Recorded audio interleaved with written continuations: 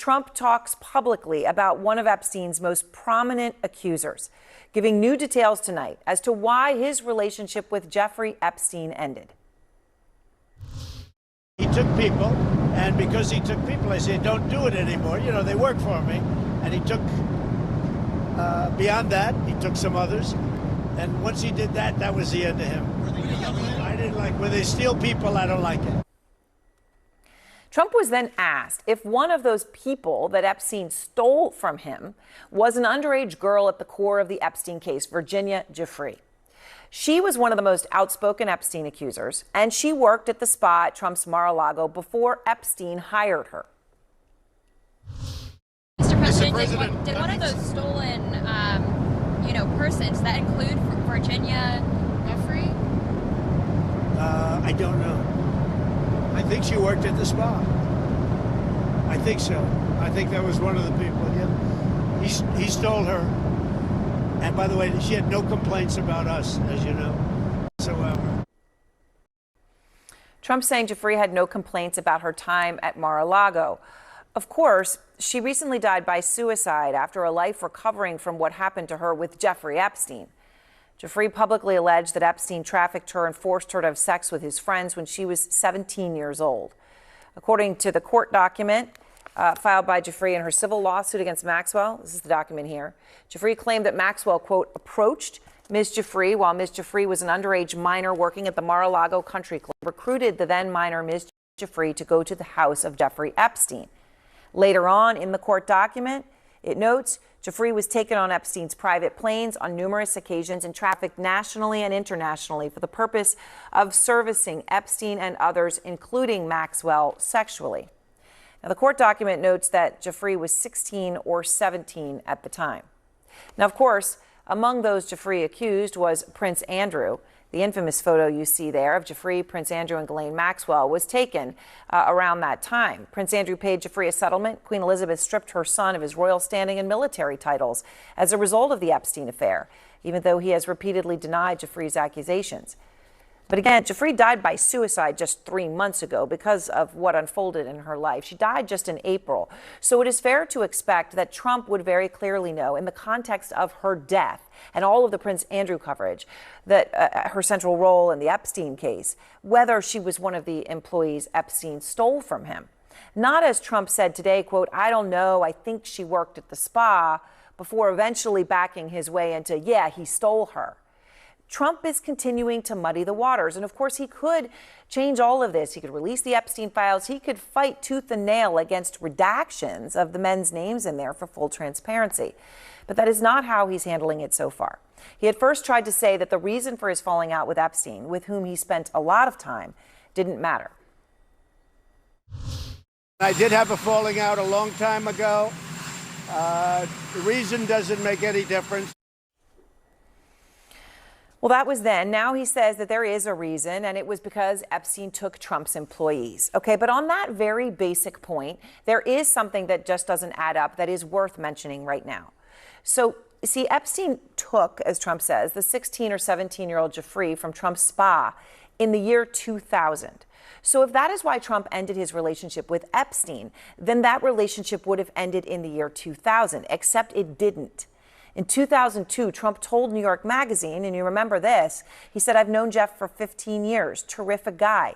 He's a lot of fun to be with. It's even said that he likes beautiful women as much as I do, and many of them are on the younger side. No doubt about it, Jeffrey enjoys his social life. I mean, again, that comment, including the comment about younger side, was said about Epstein 2 years after Epstein took the underage Giuffre from Mar-a-Lago. So something doesn't add up. And at a time when Trump's base is demanding transparency, Trump's explanations up to this point have been anything but. Elena Trina is live at the White House to begin our coverage tonight. And Elena, I know you've been talking to your sources there. What are you learning tonight? Yeah, well, one thing, Aaron, about all of this is that the White House, and this is from my conversations even just from moments ago when I was catching up with a White House official, they are acutely aware and very closely tracking all of the attention this is getting. And it's not just the president's team and top advisors that are closely tracking this. It's the president himself. He is very keenly aware, I'm told, of all of the attention that this Epstein case is getting, how his administration is handling it, but also how it's playing. And so that's also, I think, just, behind the scenes kind of influencing some of what we're hearing from the president. Now, I will say the White House does feel like this story has largely died down, particularly from its fever pitch, where it was dominating every single hour and every comment and question that the president was getting. But they also recognize that this is going to come up again. When I talked to sources about what we were hearing from Ghislaine Maxwell's attorneys today, they said, look, we know that when the subpoena comes back, when the House is back in session, this is all going to come up again. And so they are strategizing behind the scenes about how to ultimately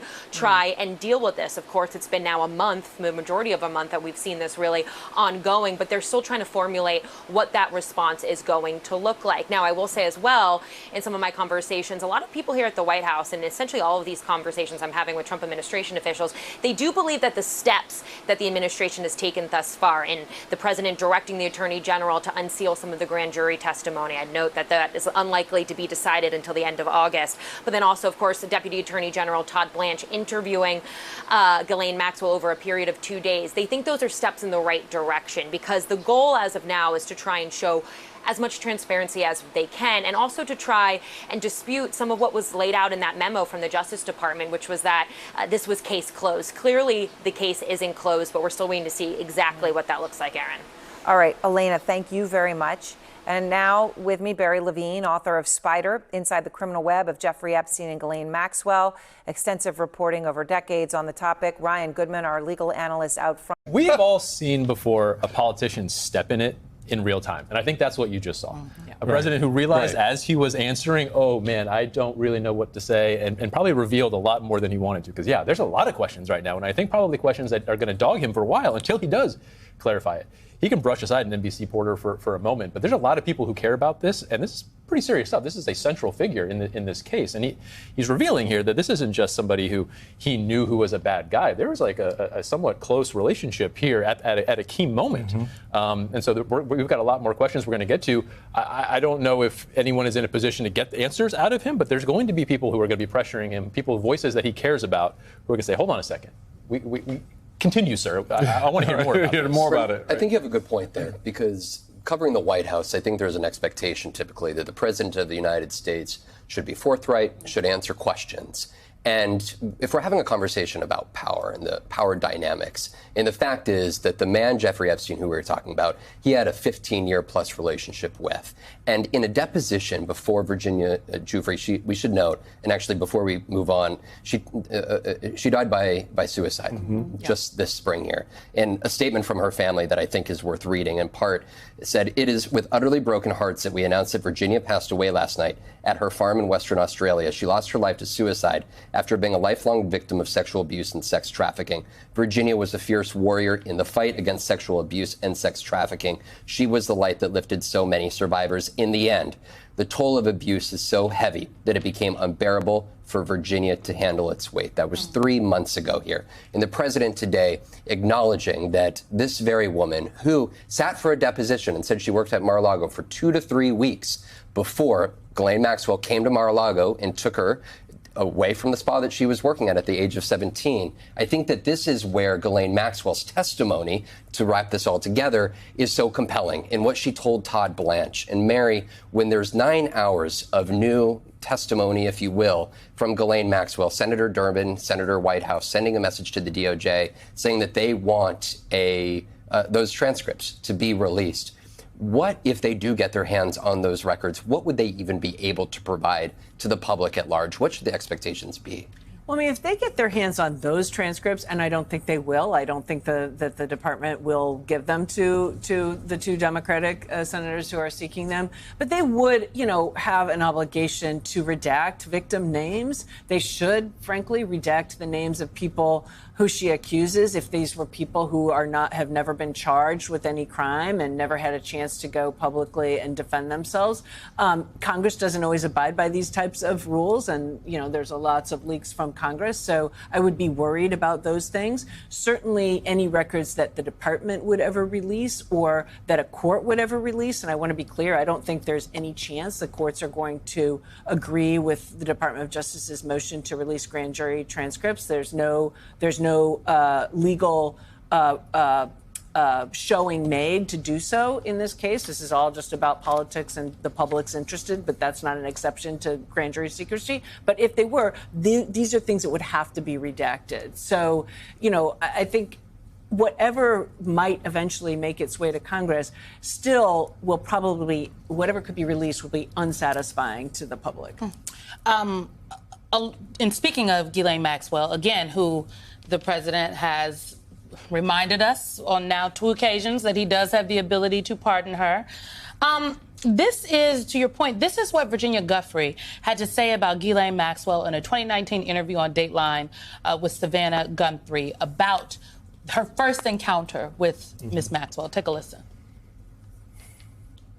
I get approached by this beautiful, well-spoken, well-mannered woman with an English accent, prim and proper. And she says, "It's so funny that you're reading a book on that because I know this older gentleman who's looking for a traveling masseuse.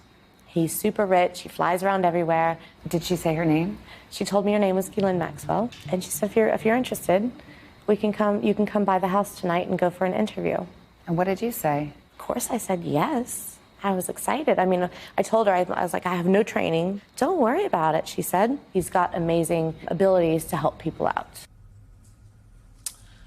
Ghislaine Maxwell, Brendan, I think it's always important to remind people that she was like the chief recruiter for... Great point. I don't think Trump has a lot of cards to play here, either on the narrative or on the law, because you've seen this. There's a whole debate in the court whether Maxwell is trying to get out of her sentence, and on the other hand, there's been moves at the court. All of this might all go all the way up to the Supreme Court, to where Trump's team is at least ostensibly trying to get some of the Epstein-related documents declassified and basically released to the public and released to investigators and to Congress and what have you.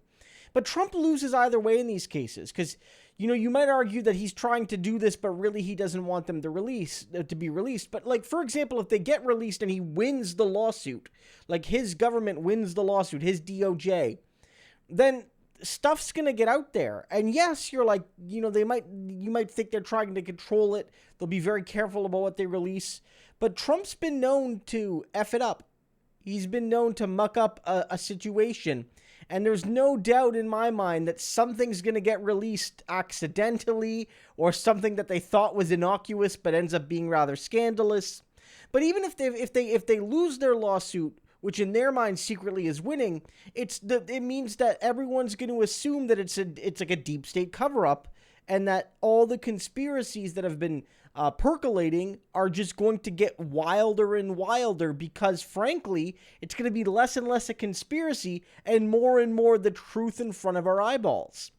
And so this sort of traps Trump. And again, the same thing. He cooperates and makes a deal with Maxwell. He looks like he's cooking something up, but he doesn't cooperate with her, and she has a lot of incentive to sink him. She has a lot of incentive to sink him, whether it's through formal processes or just, leaking information out there that makes Trump look bad to put pressure on him, whether it's to still try and improve her scenario, or whether it's, you didn't help me, USOB, so if I go down further, I'm taking you with me. No matter how you slice this sick cake, the filling is Donald's being doomed.